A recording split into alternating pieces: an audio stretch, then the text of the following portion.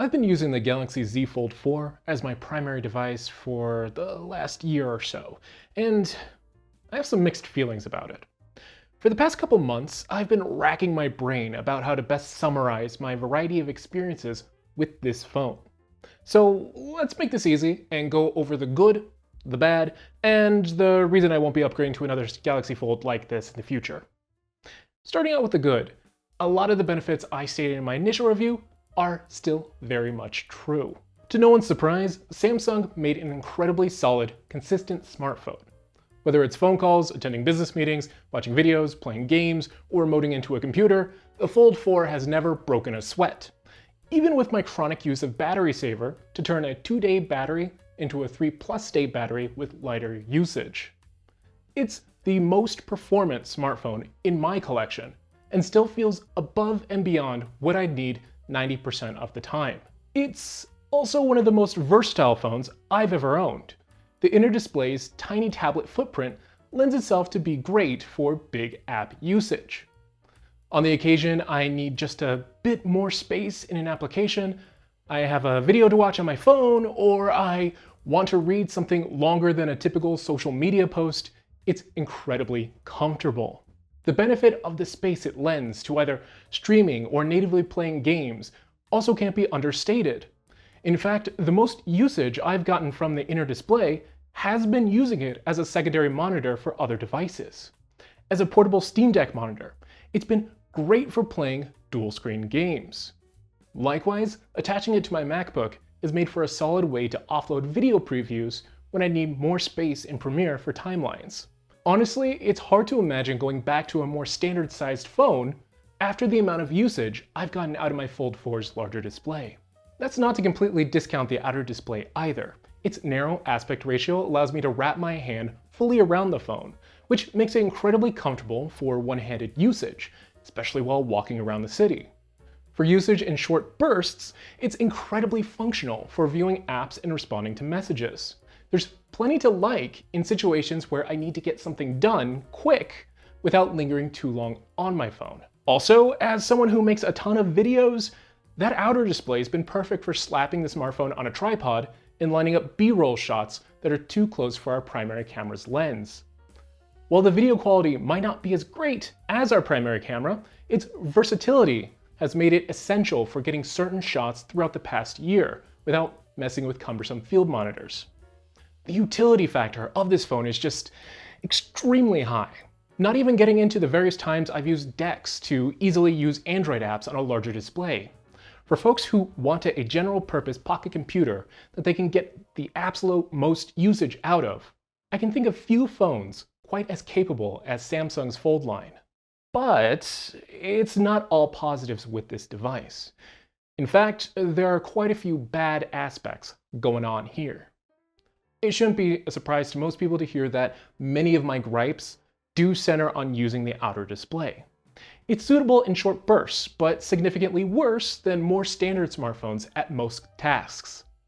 Its narrow aspect ratio causes text to wrap quicker, occasionally results in app scaling issues, and feels overall cramped whenever I need to use it. I desperately want it to be wider than it currently is. The inner display isn't perfect either. While opening the phone, there's always this awkward creaking sound that never feels good to hear. When open, I enjoy the size and usability of the display itself, but it's a noticeably worse experience than a dedicated small tablet, due to the current limitations of folding screens. The two halves of the display sit at a small angle from each other, always giving the feeling that the screen isn't quite flat. This, of course, is due to how the phone sits on a table with its camera bump. Because gravity exists, one half of the display has tended to rest higher than the other over time. That resting state has caused the hinge to naturally open to a permanent angle. It's always a bit off-putting in hand and makes me want to correct it by force every single time. Then there's also that crease. When I first got the phone, the crease was noticeably diminished compared to my Fold 3. Unfortunately, it's gotten a bit deeper over time. Off-angle viewing, stylus support, and general feel while using the inner display have suffered as a result.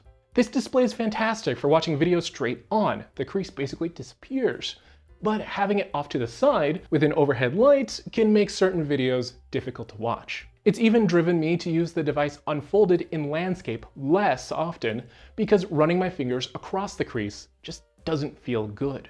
Yet, even with all those points of awkwardness, possibly the most frustrating thing about the Fold 4 is that it takes a conscious, purposeful effort to actually open the phone to use that inner display. That's in contrast to something like a Duo 2, which is opened by default during usage and takes extra effort to form into a smaller device.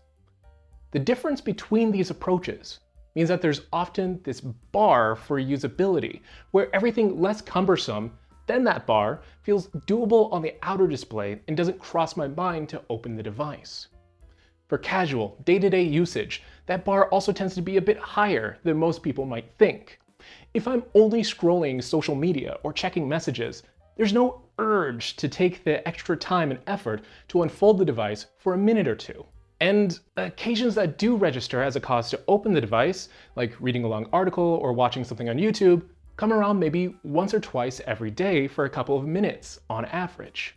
If I weren't the type of person to use the inner display as an external monitor or for gaming purposes, there's a good chance that I'd go quite some time without really needing to open up the device at all. And I kind of get the sense that most people, past the initial novelty window of owning a foldable, will either find themselves in the same boat as me or need to train themselves to open the phone more often.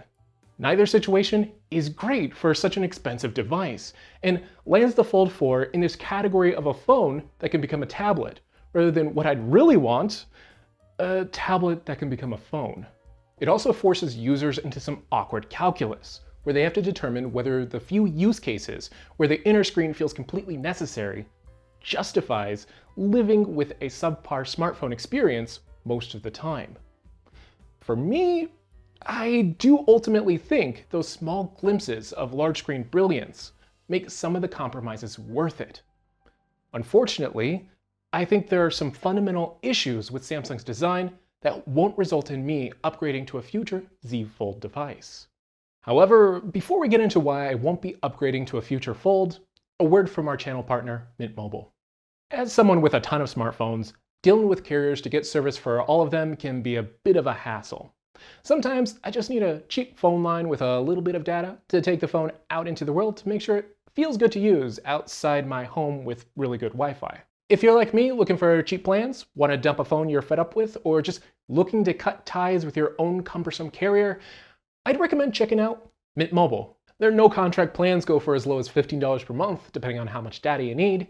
Plus, setup is extremely easy and takes under 15 minutes if you opt for an eSIM. I've been using their service on my Surface Duo 1 since my last Duo video, and I've really enjoyed it. Even without being able to access their large 5G network, it's been smooth sailing for both general usage and cloud gaming here in Chicago and during a recent trip to Southwest Michigan. For folks in the market to add a cheap line, switch carriers, or even upgrade their phone, Mint Mobile is a solid option that I couldn't recommend enough. Better yet, if you're watching this video before December 11th, 2023, Mint Mobile has a special promotion going on where new users can get 3 months of service for free with the purchase of any 3-month plan. To take advantage of that offer, just go to trymintmobile.com/gamedata, as shown by the URL on the screen, or the link I've included in the video description. The offer is exclusive to YouTube right now, so if you want 3 months of free service, make sure to use the link I provided in the description so that you don't miss out. Okay, back to the Fold 4. To unpack the reason why I won't be upgrading, there are two main thought processes going on in my head. The form factor needs to change, and the materials aren't good enough. With regards to the form factor, it's everything that I've said so far. If I'm finding myself using the outer display most of the time, the outer display needs to be more comfortable and less compromised in its experience. I occasionally appreciate its slimness, but in reality, it needs to be wider to make it easier to use. OnePlus and Google, Samsung's only competition in the space here in the US, seem to inherently understand this. The OnePlus Open's outer display is close in size to a regular smartphone. Meanwhile, Google's Fold is stout and wide, kind of like a screen from one of my Surface Duos. Both form factors are vastly preferable compared to what's currently on the Fold line, and have the positive knock-on effect of changing the size of the inner display to something even more usable. Plainly speaking, when I'm ready to upgrade from my Fold 4, there are few reasons not to choose the competition. In fact, Samsung's more polished, productivity-oriented Android Skin is really the only form factor in its benefit over the current competition. But even there, the competition seems to be gaining speed. OnePlus has a ton of nifty ideas to make multitasking easier, and Google's Pixel exclusive features aren't something to overlook. While Samsung was first to market here in the US with their foldables, it feels like they've gone too long without significant innovation to user experience. If they continue with that stagnation, there won't be a ton of reasons for folks like me to continue choosing them. However, choosing a folding phone at all might not be the best option, to be honest. Over the past year, I've become more worried about folding screen durability, or at least hypothetical durability, since I've yet to have any issues myself. Reports of folks, especially Fold 3 users, whose screen has started to crack, screen protectors have started to bubble, or random pixels have started to die through normal usage, have especially highlighted that it's not a matter of if my Fold 4 will eventually die, but when. Given that fingernails can damage that soft inner display as easily as one of my cats jumping on a table at the wrong time, unfolding my Fold 4 and keeping it open for long periods of time carries a certain degree of risk. Heck, even the act of unfolding contributes to the eventual degradation of the display. While the rating of the Fold 4 withstanding up to 200,000 folds sounds reasonable on paper, it's worthwhile noting that folding estimates like that are also under ideal conditions and aren't hard cutoffs. I won't suddenly reach 200,000 folds and see this phone transform from a gorgeous new device to a bin of parts. Rather, there will be gradual degradation across the entire lifespan of the device. Combined with the natural stress from fingers prodding the screen, accumulated dust, and the natural heat or wear associated with using a smartphone, there's a good chance that the screen will fail well before I reach that 200,000 fold mark. And that's problematic for more than, such a complex device becoming e-waste over time. The ticking time bomb of the folding screen likely means I won't be able to keep using this phone for the 3 to 4 years I've typically held onto phones in the past without risking some sort of issue. And if an issue occurs, there's not even currently a reliable way to source repair parts to fix the device myself. In many ways, buying a new folding phone feels like an agreement to either buy a new phone in 2 years or risk the device destroying itself, which doesn't feel great.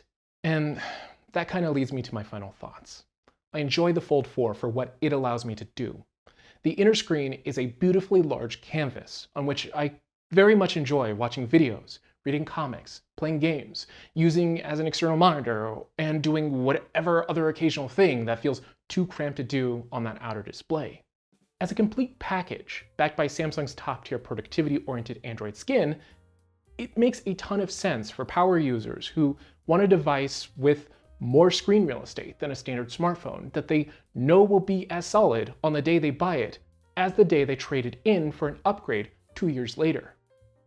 The issue comes with the fact that the form factor is fundamentally flawed. Its default closed status makes the most convenient use pattern using the outer screen and requires users to actively train themselves to open the device to make use of its headlining feature. From over a year of constant use, that's led me to simultaneously be unsatisfied with the degraded experience of the outer display compared to a more standard smartphone, and wishing that I could just carry a small tablet around with me instead.